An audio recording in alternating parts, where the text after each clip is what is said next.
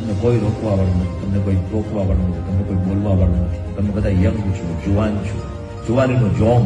પણ યાદ રાખજો, જ્યારે જ્યારે તમને જીવનની અંદર નબળા વિચાર આવે, ખોટા વિચાર આવે, ખરાબ વિચાર આવે, એની સાહેબ આપણા સદગુરુ એનો દાખલો જોજો. કારણ કે એ સદગુરુ આપણા એક બાજુ બાટલો પૂરો થાય, ગ્લુકોઝનો બાટલો ચડતો હોય, બાટલો પૂરો થાય, કોઈ પોતાની હાથે કાઢી સાઈડમાં બાટલો મૂકી અને પથારીમાંથી બેઠા થઈને ઘર સભામાં આપણા જેવા કેટલા મુમુક્ષુ એના કલ્યાણ માટે તે વ્યાસપીઠ ઉપર બેહી જાય અને વળી વ્યાસપીઠ ઉપરથી હેઠે ઉઠીને વળી પાછી નસમાં ભોય ભરાવીને વળી પાછો બાટલો ચડવા માટે આવડો દાખલો આપણા ગુરુ આપણા હારું કરે છે. એની ઇજ્જત જાય, એની આજ્ઞા લોપાય, એવું આટલું કામ તમારાથી ના થાય એનો આજે પ્રણ લેજો. તમે બધા સંકલ્પ કરજો.